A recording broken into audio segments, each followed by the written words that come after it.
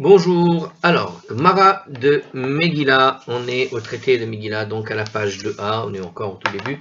On vient de finir la lecture de notre Mishnah, qui nous donnait un petit peu toutes les dates dans lesquelles Purim peut tomber, et les raisons pour lesquelles Purim tombe à ces dates.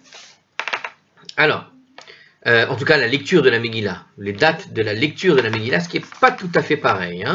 La Megillah est lue, le sujet c'était vraiment... Quand est-ce qu'on lit la Megillah? Donc Purim tombe toujours le 14 Adar, mais des fois la Megillah doit être avancée, et on a vu les raisons dans notre vidéo précédente. Alors, justement, la Gemara va maintenant citer le passage de la Mishnah pour essayer de savoir où c'est écrit cette lecture. Alors, il y a écrit Megillah Nikret Beyud Aleph.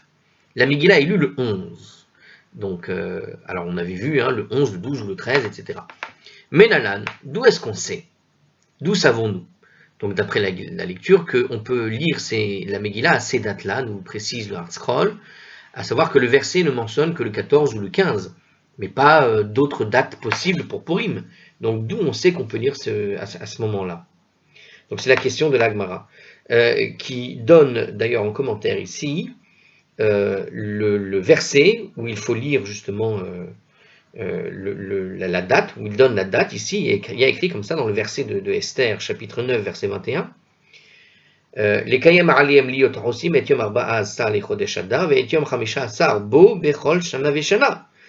Il y a écrit donc, les chargeant d'observer le 14e jour de Hadar et le 15e jour de celui-ci, chaque année. Donc on ne voit pas écrit le 11, le 12 ou le 13. Il y a écrit 14 et 15. Alors la Gemara rejette le principe même de la question. Menalaan, comment ça, d'où nous savons? Ça veut dire quoi, d'où nous savons? Donc il pose la question, d'où nous savons? Donc la Gemara pose la question Menalaan, et la Gemara, enfin les autres sages de la Gemara rejettent la question d'où Menalaan. Donc d'où savons-nous? Mais d'où savons-nous? D'où? C'est un petit peu le ton. Alors, la question, d'où savons-nous cela de l'écriture, laisse entendre que ces trois dates sont des dates obligatoires pour la lecture de la Megillah, au même titre que le 14 et le 15. Nous dit ici en commentaire. En fait, ce n'est pas exact. Ce ne sont que des dates supplémentaires instituées par les sages en faveur des villageois, nous dit Rashi. Et c'est comme ça que l'explique le Sfat Emet. Ils disent aussi d'aller se référer au Maharat Srayot, le Ritva, pour une autre interprétation encore de la Gemara, à savoir comment elle rejette le principe de la question. Alors, donc, il dit ici comment ça, d'où nous savons, mais il n'y a pas de nous savons, c'est pas une obligation. En gros, ce que dit Rashi, c'est que la question de la Gemara ici, le rejet de la Gemara, c'est par rapport à l'idée qu'en général, quand tu dis Menalan, c'est pour chercher dans l'écriture la justification des dates. Mais ce ne sont pas des dates obligatoire de base. Donc, il n'y a pas à chercher de date d'écriture, puisque la Mishnah, de toute façon, a déjà donné la réponse. Alors, à savoir qu'elle rend service à des villageois. À savoir donc, ici, la Gemara rejette en disant qu'il ne s'agit pas d'un décret de la Torah, de l'écriture en tout cas. Kidbarinan, les mémar, les kaman, mais plutôt, comme nous avons l'intention de l'enseigner plus loin, Chachamim hikilu al makdimim leyom akenissa. Chachamim hikilu al akfarim liyot makdimin leyom akenissa. Les sages ont tout simplement facilité les villageois, les villages, d'avancer la date de la lecture au jour qui précède le rassemblement, donc le lundi ou jeudi, sheyesafeku maim ou mazon et achariem shebakir rabim, shebakir arkim, afin qu'ils puissent se fournir en eau et en nourriture pour leurs frères qui habitent dans les villes. Donc il précise dans le commentaire, afin qu'ils soient disponibles le 14 en fait, donc ils vont lire en avance pour que le 14 il soit plus disponible à fournir l'eau et la nourriture nécessaires à la préparation du repas de Purim pour les frères qui habitent dans les villes. Alors, en commentaire, il nous précise que ça va être commenté en fait à la page 4a et à la page 19a. C'est-à-dire qu'on va revoir tout ce passage, toute cette idée-là à la page 4a et 19a, donc bien plus loin. Les villes étaient en fait, nous précise encore le commentaire, approvisionnées par les villages des alentours. Donc c'était eux qui fournissaient en fait la nourriture. Donc si les villageois étaient tenus d'écouter la Megillah, en gros ils faisaient des marchés ces jours-là, ou les jours avant, donc s'ils avaient été tenus d'écouter la Megillah le 14, ils n'auraient pas eu assez le temps pour livrer aux habitants des villes la nourriture nécessaire au repas de Purim. Sur la base de cette seule raison, toute date antérieure au 14 aurait dû être considérée comme une date de lecture possible pour les villageois. Les sages ont cependant désigné le lundi et le jeudi précédent comme les jours seuls les plus appropriés pour ça. Alors, donc on a vu les autres raisons, hein, c'est-à-dire qu'on avait vu dans le commentaire précédent que c'était aussi parce que c'était les jours où ils se rendaient dans les villes pour pouvoir écouter la Torah, puisqu'ils ne connaissaient pas nécessairement ni le texte de la Megillah. Mais le Ritva, comme je le rappelle, avait posé cette question-là, on n'a pas la réponse. Je ne sais plus lequel avait posé la question, mais il avait posé la question comme ça en disant de toute façon, personne ne lit.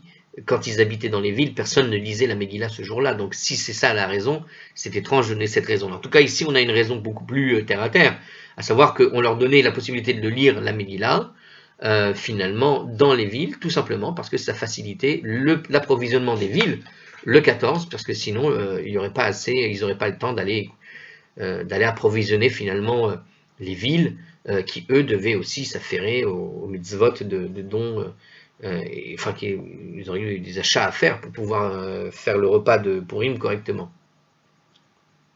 Alors, un peu plus loin, à la page 4b, en fait, la Gemara va modifier la raison du décret des sages, donc ça je vous le dis en avance, puisqu'il le propose ici. Et bien que dans ce traité, le mot Kérar désigne précisément la ville fortifiée, son emploi ici est une exception à cette règle, c'est-à-dire que quand il y a écrit ici Shebaké Rakim, alors j'ai pas compris parce que, d'accord, c'est-à-dire que Kérar est employé aussi bien pour les villes que pour les villes fortifiées. De manière générale, Kérar est employé pour désigner les villes fortifiées, dans le traité de Megillah en particulier, et uniquement dans le traité de Megillah par ailleurs, mais des fois, on peut l'utiliser au sens plus général, global des villes, puisque c'est ce qu'il est dit, et c'est comme ça qu'ils l'ont traduit ici, et ce que voulait nous dire c'est ce commentaire que je viens de vous citer, à savoir que effectivement, dans notre cas ici, juste ici seulement, le mot Kérach a été utilisé dans le cas de ville et non pas de ville fortifiée. Bon, voilà, ça c'est pour le détail.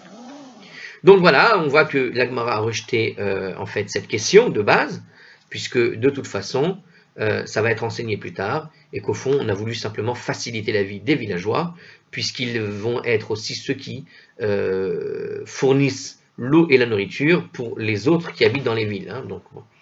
Alors on continue. La Gemara explique le sens de la première question. Alors qu'est-ce qu'elle voulait poser comme question en fait? Ananahi Kamrinan. Voilà ce que nous avons lu, ce que nous avons voulu demander. C'est-à-dire on n'a pas voulu te vexer, Rabbeinu, mais on voulait dire ceci. Mikede Kuleu Anshe Keneset Agedola, Takni Neu.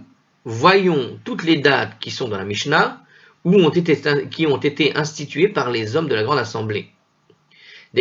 Alors, donc ici, Purim fait partie de ces dates. Hein. La fête de Purim a été instituée par les hommes de la Grande Assemblée, dont Mordechai était membre, justement, hein, le fameux Mardoché de l'histoire d'Esther.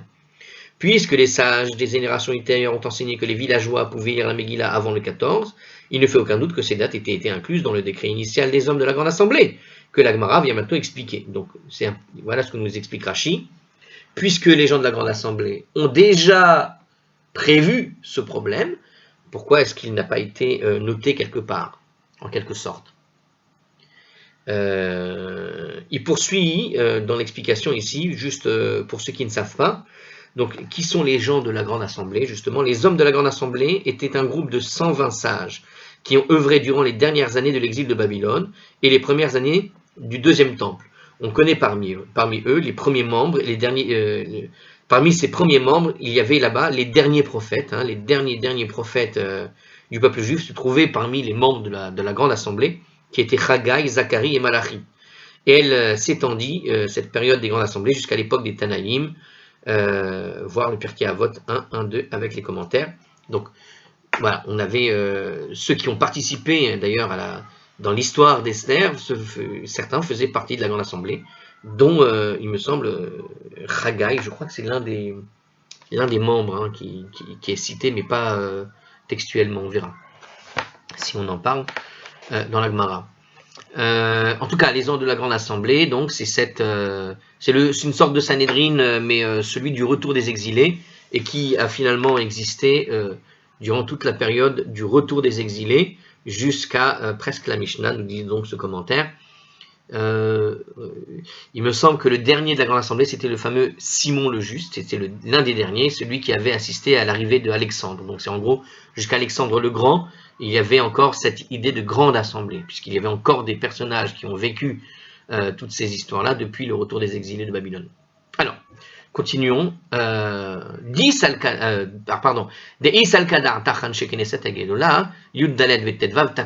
s'il te venait à l'esprit de dire que les hommes de la Grande Assemblée avaient institué le 14 et le 15 Adar, comme les seules dates qui étaient possibles pour la Megillah, hein, justement.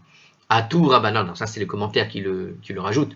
Atou Rabbanan verakre takanta et takinu anshe keneset hagedola. Comment les sages, plus tard, auraient-ils alors pu venir dire que on peut commencer la Megillah plus tôt et abroger quelque chose qui aurait été disposé, adopté par les hommes de la Grande Assemblée?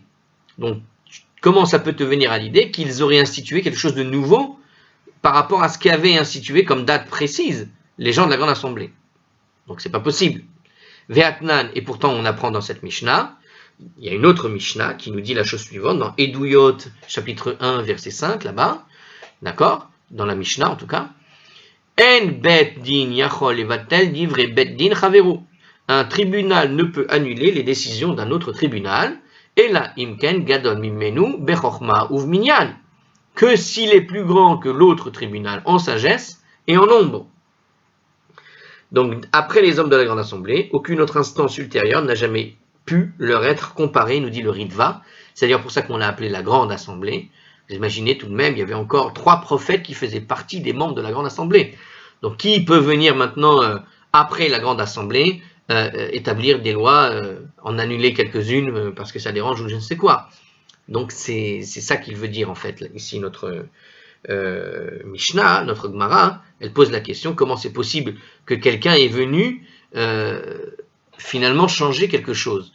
Parce qu'on a l'impression qu'il y a quelque chose de changé, puisqu'on autorise finalement à lire plus tôt. Donc on aurait dû voir cette autorisation de lire la Megillah plus tôt, depuis les gens de la Grande Assemblée eux-mêmes, qui sont les mêmes qui ont instauré le 14 et le 15 en lecture. Donc la Megillah a été écrite sous l'égide des hommes de la Grande Assemblée, puisqu'ils ont institué les dates 11, 12 ou 13, il doit certainement y faire allusion à ces dates dans le texte de la Megillah, nous dit Rashi. Donc en fait, apparemment, nous dit ici le texte de la Megillah, de la Gemara, c'est que puisque déjà la Grande Assemblée a institué ces dates-là, et qu'on sait que on n'est pas venu inventer que le 11, le 12 ou le 13, il y avait maintenant moyen de le faire, c'est pas quelque chose de nouveau en réalité. Donc on veut savoir où est-ce que les gens de la Grande Assemblée ont mis les indices, quelque part, dans la Megillah, pour faire une allusion qu'on avait le droit, effectivement, d'avancer pour les villageois, à partir du 11, 12 et 13, Adar, éventuellement, la lecture de la Megillah pour ceux qui en ont besoin. Alors, et la Peshita, Kuleu, Anishe, Kenesel, Gedola, Takinu. Il est donc évident que les hommes de la Grande Assemblée ont probablement institué toutes les dates qui sont mentionnées dans la Mishnah. Justement, c'est ce que voulait dire en fait la Gemara, c'était la question. Donc, puisqu'ils l'ont probablement institué, où? Donc, c'est ça la question. Donc, voilà. Alors, le sens de la question initiale était donc Echa, Remisa. Donc, c'était pas Menalan. Menalan, ça fait référence à l'idée d'une écriture qui impose une obligation. Mais on veut plutôt savoir finalement Echa Remisa, c'est-à-dire où est-ce qu'est l'allusion à ces dates.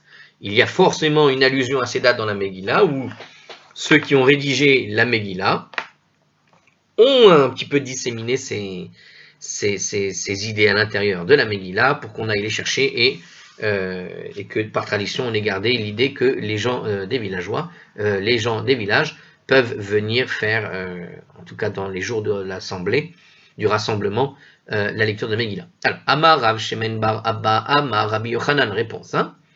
Alors, Rav Shemen Bar Abba dit au nom de Rabbi Yochanan, Amar Kera, il est écrit dans ce verset. Donc il cite verset 31 du chapitre 9. Hein. Alors, les Kayem et Yemé Apurim à Ele, Bismanehem, il y a écrit là-bas très précisément, pour établir ces jours de Purim en leur temps. Zmanim Harbe, Tikinu Lahem. L'expression, il y a écrit là-bas en leur temps, hein, on voit que c'est sur ça qu'on insiste. Donc l'expression en leur temps, quand je te dis pour établir ces jours de Purim en leur temps à eux, donc ça semble superflu. On aurait pu dire pour établir ces jours de Purim. Puisqu'il venait de donner la date là-bas, on a dit le 14, le 15, et pour établir le jour de Purim. Pourquoi rajouter en leur temps? Donc ça nous apprend que plusieurs dates ont été désignées pour les jours de Purim, tout simplement, et non pas seulement le 14 et le 15 Adar. Voilà, il n'y a pas que le 14 et le 15, on peut le faire plus tôt. Alors la Gemara conteste en fait la déduction. Ha'i mi ba'aya les gouffés. Mais cette expression est nécessaire pour comprendre le texte lui-même en fait. C'est-à-dire que tu as besoin en leur temps n'est pas du tout superflu, nous dit ici en fait la Gemara, parce que ça sert à comprendre ce que veut dire le texte. Elle se rapporte tout simplement aux dates de 14 et du 15, nous dit ici le commentaire. Donc ça rapporte en fait l'idée du 14 et du 15 qui ont été mentionnés précédemment dans le verset, et nous enseigne que la Megillah est donc lue à ces dates précisément, justement. En leur temps, on va dire dans ces dates-là. En commentaire supplémentaire, il nous dit ici encore que les dates du 14 et du 15 ont été mentionnées dans le verset 21, rapporté ci-dessus, là-bas, on l'avait vu tout à l'heure. Bon. Et donc, avant le présent verset, et au fond, quand il y a écrit en leur temps établit en réalité les temps qui ont été cités dans les versets précédents, tout simplement, c'est-à-dire le 14 et le 15. C'est ce que veut nous dire la Gemara. Le Pnei Yehoshua explique pourquoi les deux versets sont nécessaires. Bon, on n'a pas le Pnei Yehoshua. Celui qui veut aller jeter un coup d'œil, je vous invite à le faire. Alors, continuons. Alors, la Megillah donc est lue à cette date, on a dit. La Gemara répond quand même, Imken, mais s'il en est ainsi. À savoir que cette expression faisait allusion au 14 et au 15 qui avaient été cités dans le verset précédent. Les Makerazeman, alors que le verset parle du temps. Il y a écrit là-bas, en leur temps au pluriel. Hein, il y a écrit Bismanehem. Alors la Gemara, elle te dit, mais si c'est comme ça, puisqu'il y a écrit en leur temps au pluriel, tu aurais dû le dire au singulier. C'est-à-dire que le verset ne parle que du temps de la fête. Cela aurait été suffisant pour faire allusion à ce qui vient d'être dit. Nous dit ici ce commentaire. Alors, en commentaire, il précise, le verset aurait dû dire les Kayem et Yemé Apurim et les Bisman, à savoir pour établir ces jours de Purim à temps. Et on aurait compris qu'il s'agissait bien du temps qui ont été fixés par les gens de la Grande Assemblée, ceux qui ont été cités précédemment dans les versets précédents qui parlaient du 14 et du 15. Donc ça aurait signifié au temps qui leur a été préalablement assigné, nous dit ici Rashi, à savoir donc le 14 et le 15. Bien. Maï zemanehem, pourquoi c'est au pluriel? Pourquoi est-ce qu'on a indiqué donc leur temps au pluriel? Zemanim, tout va. C'est pour nous apprendre qu'il existe en fait plusieurs temps institués pour la lecture de la Megillah et pas seulement les dates du 14 ou du 15 comme mentionné. Ça veut dire, quand on a dit en leur temps, ça veut dire qu'il y avait pas seulement la date citée par la Megillah, mais aussi d'autres dates qui existaient en dehors de celle qui est citée par la Megillah. La Megillah a cité le 14 et le 15, mais il existait d'autres temps possibles, et c'est effectivement le 11, le 12 et le 13. Alors la Gemara n'est pas d'accord à propos de cette déduction, ve'arti mi ba'ele, mais le pluriel est encore nécessaire pour apprendre zemano shelze, lo kizmano shelze. Le temps de celui-ci était différent du temps de celui-là. Le pluriel, tu avais besoin du pluriel pour parler de deux temps, puisqu'il y avait deux temps de Purim. Il y avait le temps du 14 Adar pour ceux qui habitent dans les villes ouvertes, sans murailles, et puis le temps du 15 Adar pour ceux qui habitent dans les villes fermées, avec murailles. Parce que, et c'est ce que disait donc la Gemara, Zemano Shelze, le temps de celui-ci et le temps de celui-là. Lo Kizmano Shelze, le temps de celui-ci n'est pas le temps de celui-là. C'est-à-dire qu'on a eu besoin du pluriel pour indiquer que ce sont deux moments différents, le 14 pour ceux qui sont dans les villes et le 15 pour les zones, pas l'un qui fait comme l'autre, ou pas les deux. Vous ne devez pas faire Purim 2 jours par exemple, puisqu'il y a écrit 14 et 15, on aurait pu imaginer que c'était 2 jours de Purim. Donc on nous a dit Bismanehem pour nous enseigner en leur temps, chacun dans son temps. C'est-à-dire, celui du 14, c'est le 14, celui du 15, c'est le 15. Et on ne fait pas 2 jours, on ne fait pas l'un avec l'autre ou l'autre avec l'un, etc. Donc les villes entourées de murailles et celles non entourées ont 2 temps distincts pour la lecture de la Megillah, nous précise encore en commentaire ici, s'il est besoin de le repréciser. Alors, il y a tout de même une suite à ce commentaire. Si le verset avait employé le singulier, pour expliquer correctement le mot temps, d'accord, s'il avait dit que la fête doit donc être faite en son temps, on aurait pu imaginer, on aurait sous-entendu que les villes entourées de murailles et celles qui ne sont pas entourées de murailles ont en fait le même temps qui est en commun. Ça veut dire que dans les 2 types de localités, on peut choisir soit par exemple le 14 ou soit le 15, puisqu'on sait qu'il n'y avait qu'un seul jour de Purim de toute façon, pas 2 jours. Donc quand on a donné 2 dates de Purim, 14 et 15, ça veut dire que chacun choisit, il pourrait faire soit le 14 soit le 15, si on avait dit ça au singulier. En employant le pluriel en leur temps, le verset nous enseigne en fait qu'il y a 2 lois distinctes et chacun selon sa localité. Une pour les localités fermées, les villes entourées de murailles, et qui se fera le 15, et une pour les villes qui ne sont pas entourées de murailles, qui se fera donc le 14. C'est une parole de Rashi ici, qui nous réexplique tout ça. Alors la Gemara pose la question, Imken. Alors, une seconde, et voilà. Alors, Imken, s'il en est ainsi, si la formule vient nous apprendre seulement que les villes qui sont entourées de murailles et celles qui ne sont pas entourées de murailles ont 2 temps distincts. Donc s'il en est ainsi, si c'était ça le cas, la volonté de nous faire une distinction claire entre les 2 dates, les makeras et manam, on aurait dû dire en leur temps au singulier, qui implique 2 cas, mais au singulier, c'est-à-dire chacun en leur temps. D'accord ? Alors, c'est vrai que c'est compliqué en français parce que en français, en fait, comment tu traduis Zemanehem? Zemanehem, tu traduis leur temps, mais au pluriel, avec leur au pluriel, et temps au pluriel. De toute façon, c'est invariable, mais leur au pluriel. Maintenant, il nous dit ici, on aurait pu dire Zemanam en leur temps, c'est-à-dire un temps, et le temps est au pluriel lui-même. Comprenez l'idée? C'est-à-dire que Zemanam, chacun son temps, c'est-à-dire le temps pour lui du 15, et le temps de celui-là pour le 14. Donc, on aurait pu écrire en hébreu Zemanam simplement. Ça veut dire leur temps, mais au singulier. On le garde au singulier, leur temps, cette fois-ci.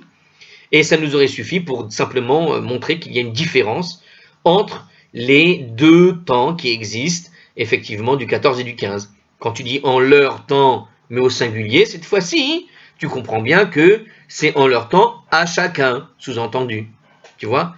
Alors que leur temps, ça sous-entend avec le pluriel, quand tu écris leur temps au pluriel, leur au pluriel, temps au pluriel, ça voudrait dire leur temps à tout cela, si je puis dire. Pas à chacun, mais à tous, tout le temps, les temps. D'accord? Donc ici, ce que dit la Gemara, ici, s'il en était ainsi, que si Zemanehem, donc avec le tout pluriel, voulait dire uniquement pour distinguer les 2 fêtes et que chacun fait sa fête à son machin, on aurait en réalité pu utiliser une autre forme grammaticale, Zemanam, qui suffisait et qui reste au singulier, mais tout en appliquant à chacun sa fête. C'est-à-dire, celui du 14, c'est le 14, celui du 15, celui du 15, vous voyez. Mais c'est dans la forme grammaticale hébraïque, là, qui permet de jouer sur la chose. Et c'est vrai qu'avec le français, on a du mal, puisque à l'oral, en tout cas, c'est compliqué à... Il n'y a pas le pluriel sur leur. Leurs temps Zemanehem, leur temps Zemanam. Alors, Maï Zemanehem. Alors, qu'est-ce que ça veut dire Zemanehem? Alors, du coup, en leurs temps, au pluriel, nous dit Arscroll entre parenthèses, pour celui qui n'aurait pas compris le petit S supplémentaire de leurs. Alors, on ne dit pas leurs, c'est juste comme vous êtes à l'oral, éventuellement vous n'avez pas tous le livre, je vous le fais comme ça. Alors, Shishamera, Mina, Kulehu, apprend de cela que tous les enseignements ci-dessus doivent être déduits en fait de cette expression tout simplement. Donc tous les enseignements, alors regardez la réponse quand même, comment il l'explique, que tous les enseignements qui étaient ci-dessus doivent être déduits de l'expression, ça veut dire effectivement les autres temps possibles à part le 14 et le 15, en plus du 14 et du 15. C'est-à-dire que tu as le 14, tu as le 15 et tout ce que tu veux rajouter derrière. Donc en tout, on déduit 3 enseignements de ce verset, donc le verset qu'on a cité, d'accord, on peut en déduire 3 choses. En déduisant tout simplement Bisman à temps, le verset nous aurait simplement appris que la Megillah est lue le 14 et le 15. Un même de plus, bismanam, donc en leur temps, au singulier encore. Ça nous enseigne que les villes entourées de murailles et celles qui ne sont pas doivent lire la Megillah à deux moments différents. Et le fait de rajouter le yud et le he à la fin, bismanehem, en leur temps, cette fois-ci au pluriel, comme c'est dans le texte original, ça nous apprend tout simplement que d'autres dates encore sont valables pour une lecture de la Megillah, en plus du 14 et en plus du 15 qui sont mentionnés explicitement dans le verset. Donc c'est ça ce que veut nous enseigner la chose là. Et si vous voulez, je peux même vous rajouter une chose à titre personnel, puisqu'il existe ce qu'on appelle les Purim du monde. Je ne sais pas si vous avez entendu parler de ça, je ne sais pas s'ils vont en parler dans la Megillah de ça, mais c'est pas sûr qu'ils en parlent. Mais dans la diaspora du peuple juif après la destruction du temple, il y a eu des dates de Purim qui se sont créées au cours des âges.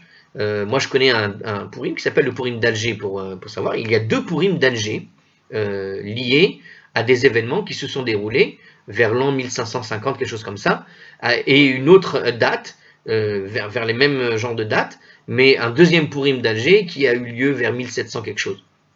Alors, lié à quoi?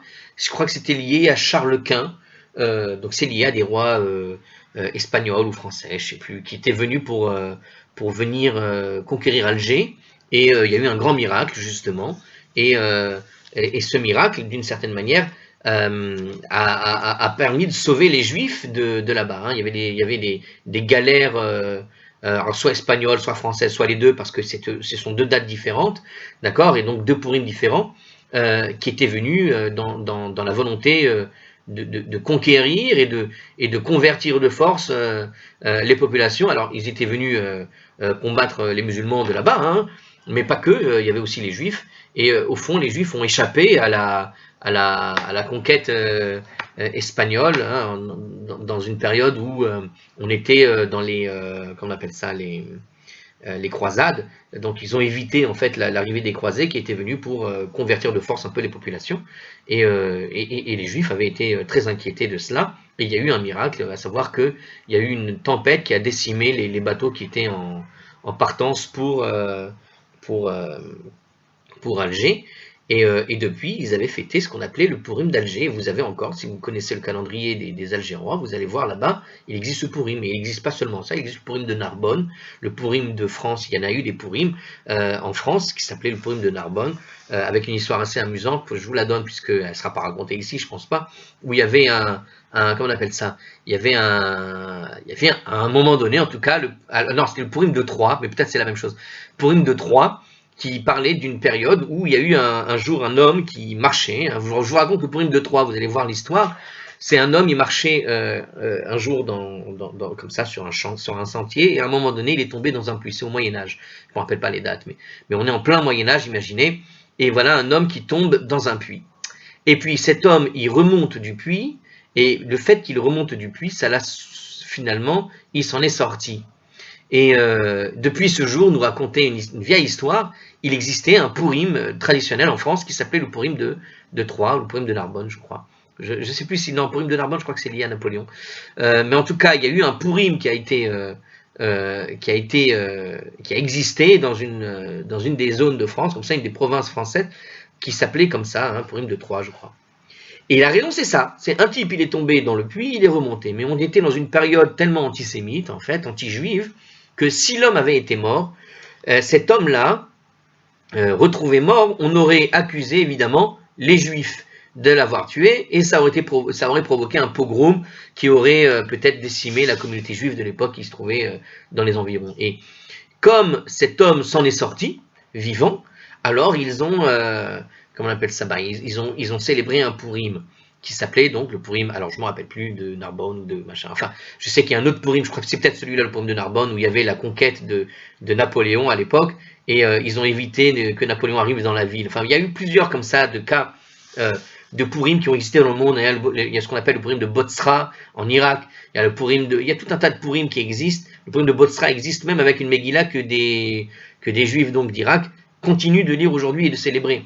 Ce sont des moments où il a existé donc des Purim en plus de ces Purim justement. Et c'est là que pourrait vouloir dire aussi Bismanéem. C'est-à-dire que c'est pas seulement les 3 dates effectivement du 11 et du 12 et du 13 où tu peux avancer la lecture de la Megillah, mais aussi d'autres Purim éventuels si jamais il arrivait le même genre de problème, à savoir une communauté quelque part est en danger de mort, et parce qu'il va y avoir la mort d'un type, la disparition du danger, en tout cas, que le danger qui pesait sur les Juifs disparaît, il y a comme une sorte d'obligation, en tout cas durant des siècles, les Juifs de diaspora ont célébré ce type de Purim, beaucoup ont été perdus. Il y a un livre qui existe, je ne l'ai pas en tête en hébreu, qui vous répertorie les 99 Purim qui ont existé dans le monde et qui ont été créés à la suite d'événements tragiques qui ont été sur lesquels les Juifs ont échappé de peu. Il existe même un Purim d'Hitler au Maroc cette fois-ci. Le Purim de Meknes d'ailleurs, il me semble qu'il a existé un Purim qui s'appelle aussi Purim d'Hitler, ou un Purim de Fès qui s'appelle aussi un Purim d'Hitler, quelque chose comme ça, à savoir que les armées allemandes se sont arrêtées à l'entrée et ils ont célébré un Purim pour célébrer le fait que les armées allemandes n'ont pas marché sur eux, parce que ils rentraient, ils dominaient le Maroc, c'était fini pour les Juifs du Maroc.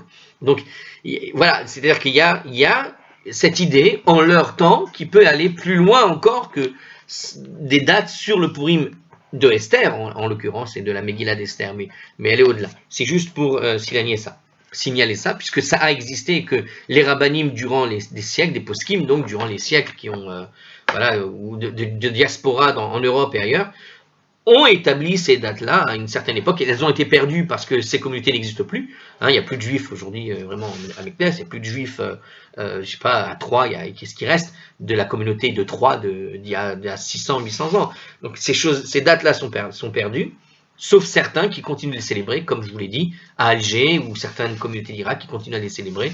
Il y a la synagogue d'Algérois, là-bas, à Paris, ils continuent de célébrer le Purim d'Alger, en lisant des textes ce jour-là et en ne faisant pas les tachanonim, je crois. Alors, bien, alors ça c'était pour la petite chidouche pour ceux qui ne connaissaient pas ces histoires-là. Alors continuons.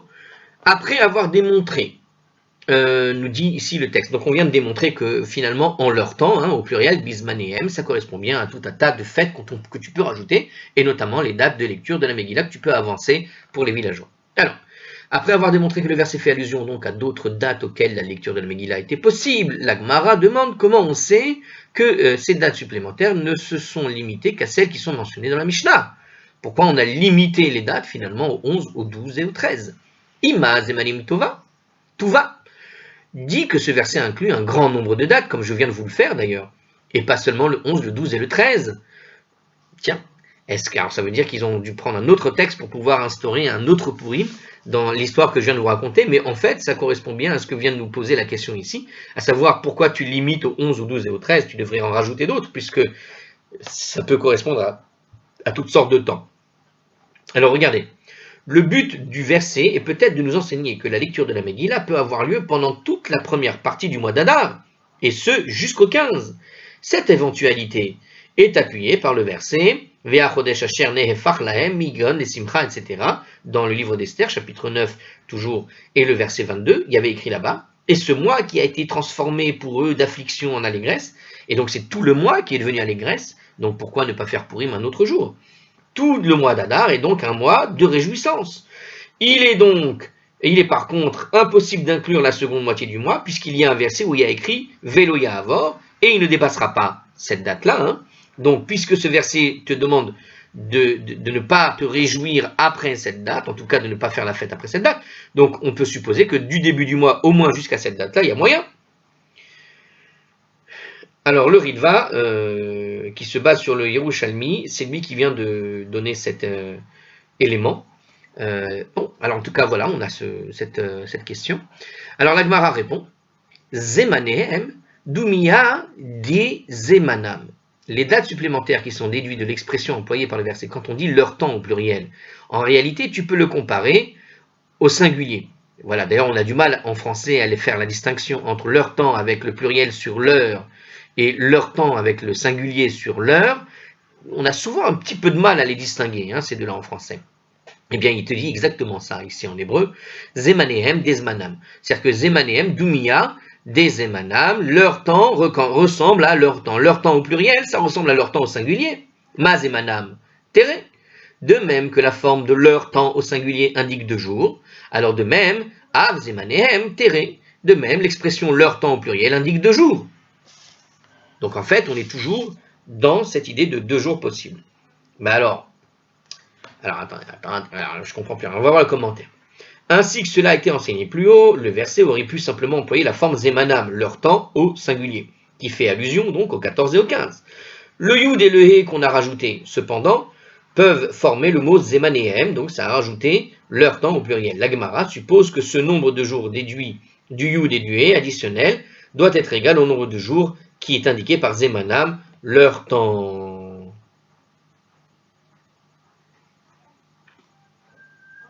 Alors ça c'est Rashi. Mais j'ai pas compris en fait. Qu'est-ce qu'il veut dire? Ils disent que la Gemara suppose que le nombre de jours qui sont déduits du Yud et du He additionnel doit être égal au nombre de jours qui sont indiqués dans Zemanam. Ça veut dire que tu ne peux rajouter que autant de jours que ceux dont il a été concerné. Donc il suppose que comme Zemanam ressemble à Zemanehem, Zemanehem, Zemanam, c'est les mêmes plus ou moins expressions, sauf que l'un est au pluriel et l'autre au singulier. Le pluriel d'une expression singulière qui désignait uniquement 2 jours, quelque part, ne pouvait rajouter en jour qu'un nombre équivalent, c'est-à-dire 2 jours maximum, si j'ai compris ce qu'il veut dire. C'est ça. Voilà, c'est ce qu'il veut dire en fait. C'est-à-dire qu'il déduit comme ça. Vehema Teressar ou Tlessar, et pourtant, on aurait dû dire que les 2 jours supplémentaires sont le 12 et le 13. Pourtant, j'ai rajouté le 11, nous dit ici en commentaire, mais c'est ça, c'est a priori, pourquoi tu dis que ces 2 jours-là sont le 12 et le 13, en gros. Hein. Donc on aurait pu dire simplement qu'il s'agissait du 12 et du 13, mais tu m'as inclus le 11 dans l'histoire. Alors la Gemara répond, ces 2 jours sont obligatoirement le 11 et le 12, car le 13 ne nécessite pas d'enseignement spécial du verset. Alors en réalité, c'est le 11 et le 12 qui sont désignés par le verset, par le mot Zemanehem au pluriel qui ressemble à Zemanam, qui indique donc 2 jours, et donc au pluriel ça indique 2 jours supplémentaires, mais ça indique lesquels? Non pas le 12 et le 13, mais le 11 et le 13. Pourquoi? Car le 13 est déjà enseigné. Kid Amar Rav Shmuel Bar Yitzhak, car c'est comme Rav Shmuel Bar Yitzhak qui a dit ailleurs. Alors la réponse de la Gemara va rapporter que la Gemara va rapporter au nom de Rav Shmuel Bar Yitzhak a été en fait enseigné à propos de la déduction qui est proposée par Rav Shmuel Bar Nachmani dans la Gemara ci-après. La Gemara l'applique ici aussi. Donc en fait, on fait une sorte d'aller-retour dans le temps. Ici, on va parler d'une chose qui va être évoquée plus tard. Donc, c'est comme Rav Shmuel Bar Yitzhak qui fait donc une déduction sur ce qui va être dit plus tard. Yud Gimel Zeman Keilat Lechol Hi. Le 13 du mois d'Adar, c'est le temps où tous les Juifs s'étaient rassemblés pour combattre les ennemis. Hein. Ça veut dire c'est ce jour-là, le 13 d'Adar, que tous les Juifs, aussi ceux de Shushan et ceux des autres provinces, ont réellement livré la bataille à leurs ennemis. Il faut voir là-bas Esther, chapitre 1 et 2, chapitre 1, verset 2. Pardon, chapitre 9, versets 1 et 2 plutôt, c'est pas au chapitre 1 qu'ils sont allés faire la guerre. Alors, c'est ce que nous explique Rashi, et le Rosh, et le Ritva, et d'autres Rishonim pour une autre interprétation. Alors, il faut aller voir tout ça si on veut avoir une autre interprétation de ce que dit la Gemara. En tout cas, c'est le jour où ils se sont tous rassemblés pour aller faire la guerre. Velo tsarich les rabouillés. Et donc, il n'y a pas besoin d'inclure dans l'écriture comme jour approprié de lecture de Megillah, puisque c'est le jour où il y a eu le miracle lui-même. En réalité, le miracle, c'était lorsque, finalement, Assuérus a donné l'autorisation aux Juifs de se défendre. Et puisqu'ils ont pu faire la guerre, ils ont gagné la guerre, mais ils ont pu faire la guerre pour se défendre, et c'est là le miracle, ils ont bien gagné. Rachanami, alors ici aussi, on devrait impliquer le même principe. Yud Gimel Zeman Keilat Lecholi, à savoir que le 13 Adar est un temps où les Juifs s'étaient rassemblés, puisque dans la Megillah d'Esther, on sait que c'est le 13 qu'ils ont fait la guerre. Et puisque le 13, ils ont fait la guerre, on sait que c'est ce jour-là qu'ils ont gagné cette guerre et qu'ils ont donc échappé finalement surtout à la mort. Donc pourquoi devoir enseigner ce jour-là comme un jour particulier, puisqu'au fond, elle est déjà citée en tant que telle, en tant que jour lui-même, dans la Megillah. Le vélo de Tsarir les rabouillés, il n'y a donc pas besoin de déduire de l'écriture pour l'inclure parmi les jours de miracle, hein, dans lesquels on peut lire donc effectivement la Megillah, puisque c'est le jour où ils ont fait la guerre, cité explicitement dans la Megillah. Par conséquent, les 2 seuls jours qui sont déduits, nous dit le commentaire, pour bien comprendre, sont forcément le 11 et le 12, puisque le 13, lui, est inclus sans une déduction spéciale du verset, il est explicite ailleurs. La Gemara pose encore la question, Ve'ema deite sar ve'shiv sar, mais où est-ce qu'on peut déduire que les 2 jours supplémentaires qu'il faut déduire du verset n'auraient pas pu être le 16 ou le 17? Ah, bah c'est là où on va voir justement l'expression qu'on a vue plusieurs fois dans les commentaires, car il est écrit Velo yaravor ketiv, il est écrit qu'il ne dépassera pas. Donc cette expression au chapitre 9, verset 27, quand le verset poursuit, il dit Velo yaravor liot rosim et shene ayamim, et il ne dépassera pas pour observer donc ces 2 jours, le 14 et le 15. Puisque on ne peut pas dépasser pour observer ces jours-là, donc c'est uniquement 14 et 15 et sûrement pas le 16 ou le 17 par exemple. Donc voilà, tout simplement. Donc ça n'est que le 14 et le 15. Alors, autre source maintenant à propos de cela, la Gemara va nous proposer une autre source différente de l'écriture pour l'enseignement de la Mishnah, selon laquelle la Megillah peut être lue donc le 11, le 12 et le 13 Adar. Alors on va laisser ça pour une prochaine fois et je vous dis à la prochaine.